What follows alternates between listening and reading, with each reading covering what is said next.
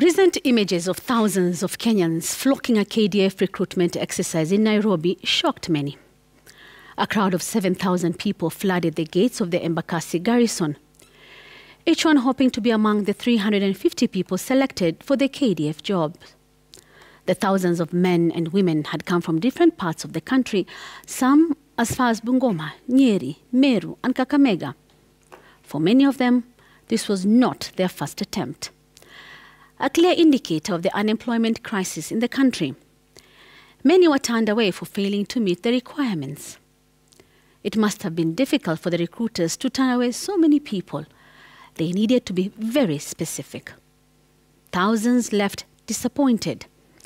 But for those picked, it was a huge relief. A job, finally. Now in August this year, thousands of people, including university graduates, showed up in hopes of securing the 3,000 cleaning jobs advertised by the Nairobi County government. One of them had a bachelor's degree in geospatial information science, but he was willing to leave that piece of paper and what it represents behind and clean the city. At least he would have a job. Now, the scenes witnessed that day in August and this past Monday paint a picture of the sad state of affairs regarding the unemployment crisis in the country, which remains an everyday reality.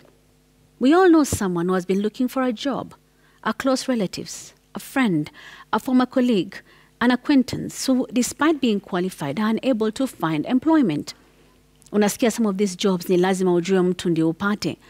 And this is indeed very true in this country. I recently came back from a trip in the US. There, many companies of different sizes and industry across various states face challenges trying to find, get this, enough workers to fill open jobs. Yani, kazi ni nyingi kushinda wanaotafuta kazi. The latest data as at September 2023 shows that there are 9.8 million job openings in the US, but only 5.9 million unemployed workers.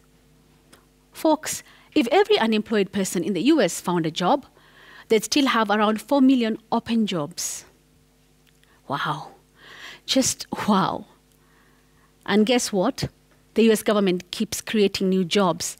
For instance, in August 2023, 187,000 jobs were created. This month's numbers should be coming out soon too. But what about our own data? While looking for information about our latest unemployment numbers from the Ministry of Labour, we were directed to the Kenya National Bureau of Statistics. And yes, there was data there, but up to Q4 last year, that is December 2022. At the time, the unemployment rate was 4.9%.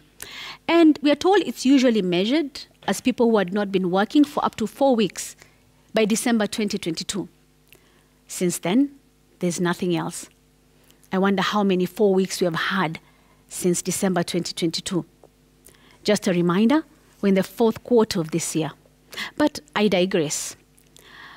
I wonder how you can solve what you can't measure. If there's no information on how many jobs we have, how many people are unemployed, which sectors employ the most people, etc., then how will we know where our challenges are? As I wonder about the thousands who queued for the few jobs, it seems maybe our problem starts at the Ministry of Labour. I mean, there's no recent information about what we have and what we need. With the latest report of the Controller of Budget showing how government spending is, I wonder again how much it would cost to have updated unemployment numbers. Like for instance, according to the KMPDU, 4,705 qualified doctors, dentists and pharmacists are unemployed as of this month, September 2023. Maybe the ministry should go to each union and get the data. At least we would have some updated information. The unemployment crisis is with us and continues to affect millions in this country. We need solutions, fast. At least let us find out exactly how many people have no jobs and then start filling those gaps.